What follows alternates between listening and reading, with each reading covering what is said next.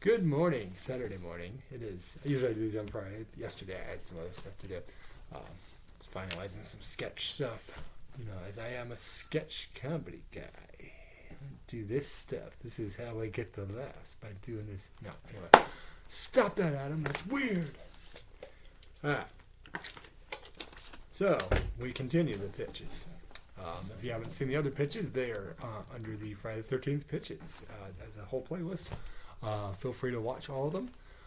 As I've explained before, basically, I say a lot. Be prepared. But, yeah, spit words out, Adam. This is how words happen. I'm very comfortable on camera. Anyway, but basically the way it happens is I pitch a sequel to each of the Friday the 13th movies.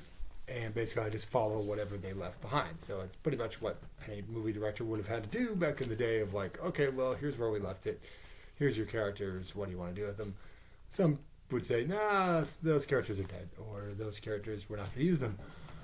Sometimes they continue characters. You know, sometimes they go off in completely weird directions. And I started the series back with Halloween. And... oh, my wife's just shutting the door. She doesn't want to hear this nonsense. Love you. Love you too. That's my wife. You've seen her on camera a few times if you watch the channel. She'll be on again soon. But anyway, but yeah, I started with these with Halloween back around Halloween time. Those got a good amount of views, and we got a couple subscribers out of it. So I've been kind of just doing, you know, I did Nightmare on Elm Street series. Check those out as well. And now we're on the Friday series. The last one we did was Friday the 13th Part 6, which was, the idea was to actually follow up that terrible ending of New Beginning where Tommy Jarvis becomes Jason. And I just tried to do my own little take on it, which I think, if I recall, I think I set up like a 2-movie structure with that and played into the mask and all that. So this one we're going to go ahead and follow the actual Part 6, which was Jason Lives, which was the final movie up until a fan film that I think is coming out. I heard about, or it might have already come out, that Tom Matthews, the actor who played Tommy Jarvis in this movie, came back for. But basically, it's the last time we actually see Tommy Jarvis as a character, although I guess he was supposed to come back in Jason Goes to Hell was original ideas. But anyway, this is supposed to be the end of his character, or the last movie of his trilogy. So obviously, as I said before, whatever I pitched last time, we're not following that, as opposed to a whole thing of, like, I could do that if I wanted to. Like, I could do a different thing where, like, here's my trilogy, you know. Of course, if I was pitching an entire series, I probably wouldn't make 9 or 10 movies of it. I would probably, like, maybe make a trilogy and then, you know, see where you go from there. But yeah, my idea here was just to kind of, like, admit that everything else has happened and then pick up what they've left us. So by the end of that movie, Jason Lives, of course. He's trying to cremate Jason. His plan is to dig him up and cremate his body so that he can never rise again. It backfires. This is where Jason becomes the undead zombie Jason, minus the eating brains thing, because he doesn't eat brains like a zombie. Nor does he act like a deadite, which has been a thing that's been kind of weird, really thing, which is more just a cute little thing they threw in Jason Goes to Hell. But so yeah, he's undead zombie. It also took more of the kind of tongue-in-cheek route of like, yeah, we're in a horror movie. This is silly and ridiculous. Just have fun. Which I kind of liked. I think in a way, when you get to 6, 7 movies in, it's kind of like, yeah, we know this is silly and ridiculous. Let's just have fun with it and laugh at it. And I think that's kind of what you have to do. That's what the Chucky series has done. That's, you know, a lot of these series, when they just go on, it's like, well, what the hell else are we going to do with it? You know, we're 5 or 6 movies in, guys. Let's just, whatever. The last one made money. Let's just throw something against the wall. And that's kind of a lot of how what they did in the 80s. I think they've gotten a little bit better at that. Whereas now they're more like, okay, we're doing a trilogy and then we're done for a while. Or, you know, sometimes you go Paranormal Activity. Let's have another movie. Should talk about that series sometime. Not what I would necessarily pitch with it, because it's just a lot of moving parts. But I wouldn't have involved a cult, which the third one did, which is, you know, as the Halloween series, when it started involving a cult, it's just like, wait, what? Although I know some people like the Cult of Thorn. Actually, the Cult of Thorn follow-up was the most viewed video on this channel. So, everybody's got their taste. That's cool. Anyway, so by the end of that movie, of course, the only survivors are Tommy and this girl Megan, who was the sheriff's daughter. The sheriff gets his back broken, and they basically tie Jason up underneath the water back into Crystal Lake, which was called Forest Green to make people forget. That's what this town does. We're just going to rename it. We don't need to remind it of this Crystal Lake. It's called Forest Green now. It's also one of the only films that you actually see kids at the camp. Which, when I did some of my other pitches, I mentioned, no, let's bring the kids at the camp. Let's make it, dynamic there. Because in a lot of ways in his mind, Jason is still a kid. But anyway. So yeah, by the end of the movie, he's tied up. He's chained up. All that stuff. And that's kind of how it ends. Jason's stuck underneath, chained to the bottom of Crystal Lake with his mask and everything like that. Not a bad ending, but because he gets back where he belonged. But it also kind of, they still made more movies because it's what they do. And I don't know if it was the best definitive ending because, he just gets out of the chain and then he's back out of the water doing his thing. So it's plus he's undead zombie Jason. So how do you kill undead zombie Jason? Who knows? But anyway, I'm going to do my best to try to do a pitch for a part 7. This part 7 will not be the part 7 that we got, which was The New Blood, I believe, is what it's called. And that was sort of the originally it was supposed to be a Freddy vs. Jason thing then, but they couldn't get the rights worked out. So they did kind of Carrie vs. Jason with this kind of telekinetic character, which was fun. I thought it was something different. Worst thing about the movie was that they MPAA cut a lot of the death scenes, and you couldn't show. That was just a bad year for death scenes in horror films. Same thing happened to the other, Halloween 5 and Nightmare on Elm Street 5 had the same issues. But anyway, that's what horror does sometimes. So yeah, we're going to pick it up, and we need to. This is basically going to be set up as a true final chapter for Jason. How are we going to kill this motherfucker? So he's down in the lake there. He's chained up, and much like, it's kind of funny though. Just on a quick note, it's kind of funny how the 7th movie kind of ends the same with him being chained up below. And then the next movie, he's still there, and then he gets his chains cut, and then he's on a boat. Jason's on a boat, motherfucker. Sorry, I was watching Lonely Island Boys yesterday. And then he goes to Manhattan for 20 minutes. But it's just kind of weird how yep, still under here, chained up again. This worked last time, I guess we'll go with this. I got nothing. Anyway.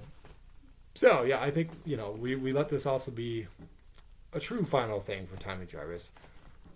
Because he went chaining him up, I think, let's say at this point, a few years have come by. Let's do a little bit of a time jump. Not a big jump, maybe 3 years. And yeah, Tommy and Megan have married and all that stuff. And maybe they have a kid. Maybe they have a kid. We can go either way with that. It's an option. But I think Tommy's still haunted a bit by the nightmares. And, Megan's trying to get him to say, look, he's under the water. We moved away from Crystal Lake. We don't need just Jason stuff. It's done. You got to let this go. And he's seeing a therapist. He's seeing a therapist for it. And, trying to get through the nightmares of Jason and dealing with all the stuff that Jason did to him and mess with his mind and, all the stuff that happened. I would even acknowledge, I think, because I think that's one of those weird things where they kind of acknowledged it a little bit at the beginning of 6, that he had been in a mental institution and stuff before he got Horshack killed. Horshack, of course, was in the Welcome Back, Kotter. He's one of the guys that get Jason kills at the beginning when he digs him up. I'm like, no, Horshack.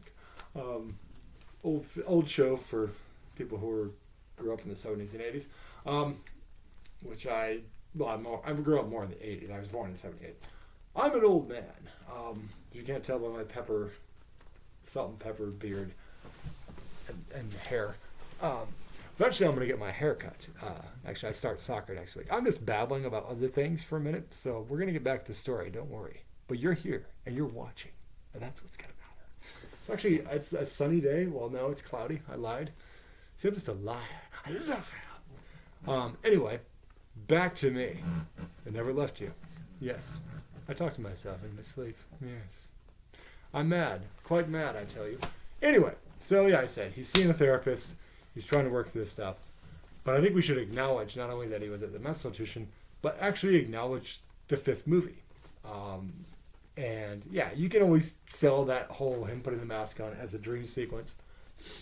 But I would say maybe like acknowledge, like, hey man, I almost freaking became him. I put this mask on. I was ready to stab Pam, and acknowledge those characters that they existed, because it was kind of a weird thing where they just kind of like they acknowledged he was in a mental institution, but they didn't actually mention him like killing anybody or stabbing Pam or Reggie or any of these other characters from that new beginning.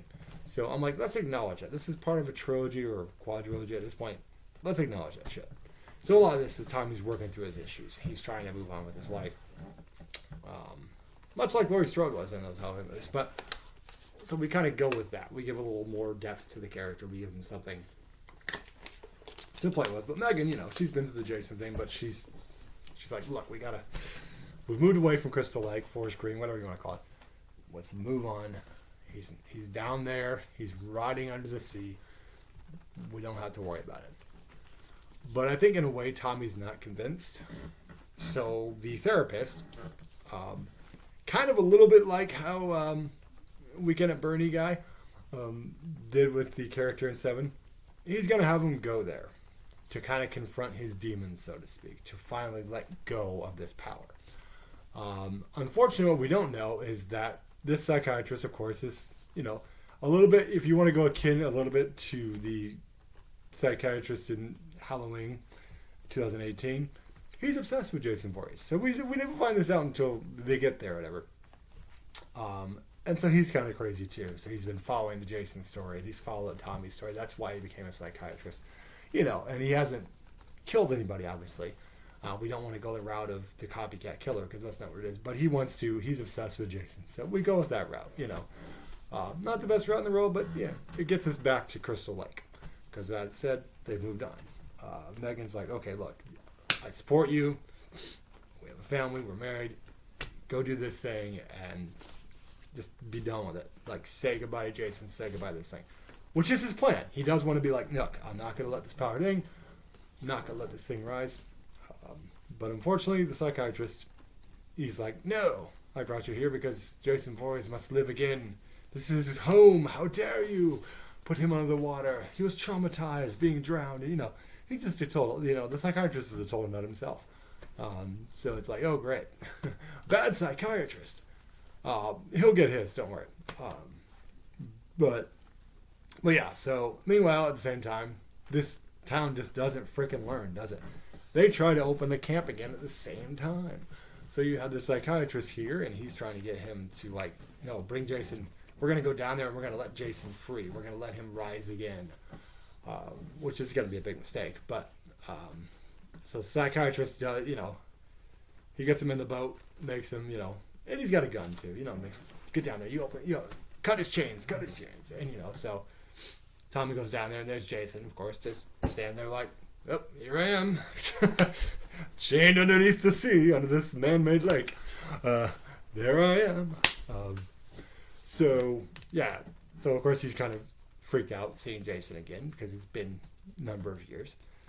And so he, begrudgingly, he's like, okay, how am I going to cut this chain anyway? It's like it's underwater. But the chain is already starting to rot, because, rust and all. And the chain breaks, and the chain actually snaps, and then he reaches out for Tommy. But, Tommy punches him, and Tommy starts swimming back up or whatever. And then, he swims away from, to the shore or whatever to get away from Jason. And then we have a nice, awesome, really kill with the psychiatrist in the boat. He's like, where is he? Where's Jason? Jason will pop out of the water, snap the neck of the psychiatrist. So that psychiatrist character, he's done with. He's already going to pay. And now Jason is on the loose again. He's out of the water. He just killed psychiatrist guy. Thanks for coming, psychiatrist guy. Handled the same way Halloween 2018 did. Yes, I'm going to kill you. But, no, I got my head stomped in. But yeah, snap his neck. He's done. Out of the thing. I think a lot of times I don't show you, tell you some kills. But I think that would be a nice kind of opening kill there. Bring Jason back. So Crystal Lake, he's on the rampage again. We'll have some teenagers. I'm not going to use any of the characters from 7 in this one, just because I think, I don't want to complicate too many characters. So like I said, this is still Tommy Jarvis' story at this point. So Tommy, gets a hold of Megan. He's telling her, look, he's back. The psychiatrist tricked me. He was a Jason Voorhees super fan, and he wanted me to rise him again, and he got out of the water, and he's on the rampage again. So that's a very bad thing, because he's undead zombie Jason at this point. So he's rotting, and bones are sticking out and all that. It's pretty gross. But yeah, Kane Hodder's, I think at this point would be behind the Thing, I believe, because I think he started in 7. So we'll say that's Kane Hodder's first movie. We'll go with that. And yeah, so he's on the rampage. He's killing teenagers.